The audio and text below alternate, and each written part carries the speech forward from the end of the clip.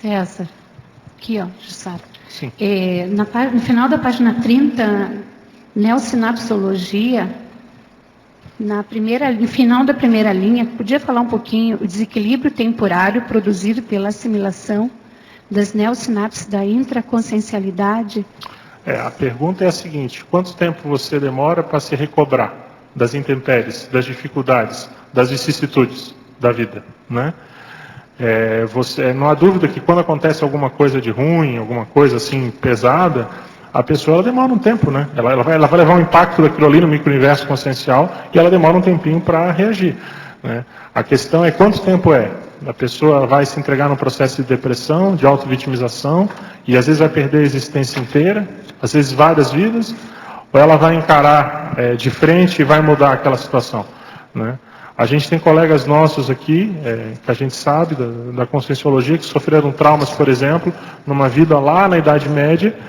Já se passou aí 6, 7 séculos, né? A pessoa não conseguiu ainda superar aquele trauma que aconteceu, né? Então eu estou dando um exemplo num extremo, né? Eu acho que a grande questão do contragolpe evolutivo é a pessoa tentar abreviar esse tempo de impacto no micro-universo, né? O desperto, na verdade, ele não tem mais isso. Por quê? Porque ele se antecipa a tudo quanto é tipo de problema que pode acontecer. Então ele não se surpreende com mais nada.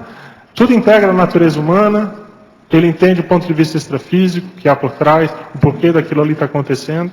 Então ele não tem nem a necessidade de gerar ele não tem esse desequilíbrio temporário, né? Ele já superou isso, né? César. E ali a última, também dentro da neossinapsologia, as neossinapses da inventividade em ação. Isso aí é porque quando você tem um determinado problema, você tem que dar um jeito de sair daquele problema. Você vai ter que criar sinapses, né, neossinapses, para superar aquela situação. Então, por isso, as neossinapses da inventividade em ação, né? Você está com a dificuldade, você vai ter que se virar nos 30 para achar a saída daquele problema, né? E você vai ter que criar soluções ou copiar de alguém que deu certo, né? Obrigada. Alô, César? Sim. Eu não sei se você lembra, uma vez em Curitiba, a gente conversando, você estava muito agitado, assim, que você estava se achando quase velho, né? Com tanta coisa para fazer, comentando sobre o que a Malu conversou da tua produtividade, né? E daí eu perguntei a você, mas quantos anos você tem? Você falou, já estou com 23 anos, né? E então, essa questão, e naquela época já era aquelas mega palestras com 2.000 pessoas e o seu ritmo cada vez está aumentando mais de trabalho, né? Mas eu queria saber, assim, o que mudou na sua visão nesses 20 e tantos anos que você está trabalhando e estudando a Conscienciologia? O que mudou na sua visão sobre a evolução? Eu vou falar dessa época aí, né? Não há dúvida que quando a gente é mais novo, você se acha o dono do mundo até certo ponto, né?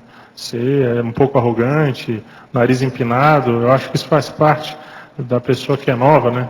Que está com a fichinha meio limpa, assim, ou acha que a ficha está limpa e imagina que o mundo inteiro está a seus pés, né? Então, nada como levar essas adversidades da vida, esses trancos e barrancos, para a pessoa, ela né, se colocar no devido lugar, como o pessoal fala muito em tertúlia, né? Menos, né? Então, o fato é que a pessoa ela vai se identificando dentro desse max-mecanismo, né?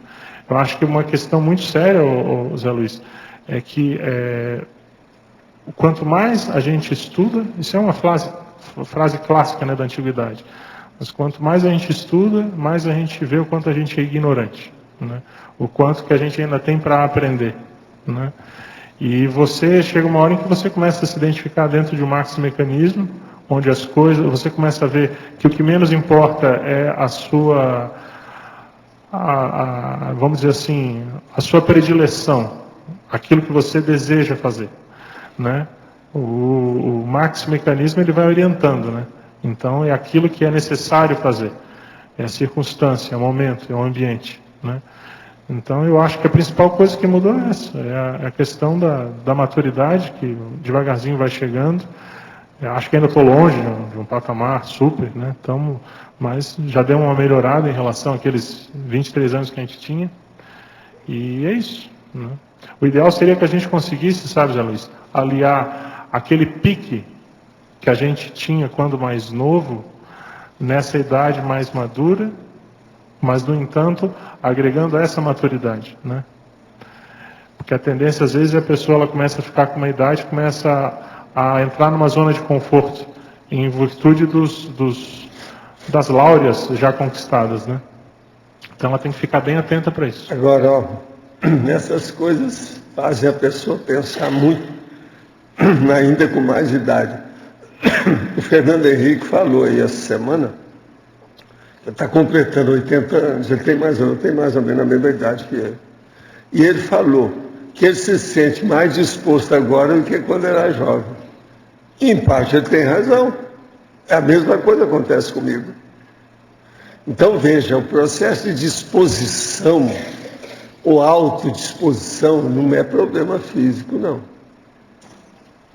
É problema, antes de mais nada, intraconsciencial. Então, por isso que a gente vê um jovem cheio de vida, 21 anos, desanimado. Quer dizer, não entendo uma coisa dessa.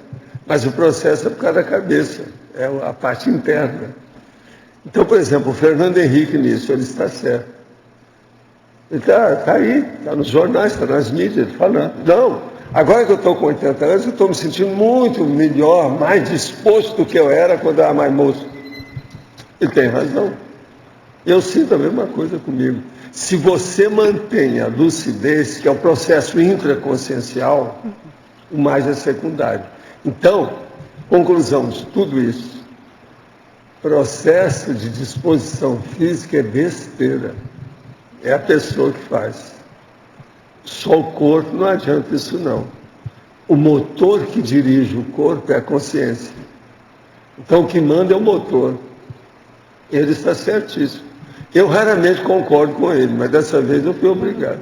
Sobra mais espaço íntimo porque diminui a conflituosidade, né? Há muito menos conflito. Coisas que assustam as pessoas, são traumas, dramas. Para você é uma coisa muito pequena. E tem a outra coisa. Não é quase nada. Com a diminuição dessa conflituosidade, vem o problema do acervo maior, da panorâmica que você tem. Claro. A cosmovisão é maior. Isso acalma. É muito maior do que a falta de conflito. É o problema da visão. Não, qualquer coisa que você fala, não, já vi um precedente desse. Não, isso não é problema. E uma outra já vivenciei isso aí. Não, isso aí não. Eu sei o que é isso. Mas então, a questão também... Você minimiza o problema. O tempo, a questão tempo físico, cronológico, perde muito da importância e ganha muita importância. Não, ganha muito é o seguinte, eu nunca vi o tempo passar tão rápido como atualmente na minha vida. E não tem importância. Nunca. Gente, hoje já é segunda-feira. Por isso que é que eu estou falando para você. Para mim é o dia semana, ou semana dia que manda. É um absurdo. Eu não vejo o tempo. Agora, eu penso que no meu caso tem uma influência do processo parapsíquico com mental soma. Isso diminui a variável tempo. Eu penso que no meu caso isso influi um pouco. Sabe? É um absurdo, eu não gosto nem de pensar nisso. Como é que o tempo passou?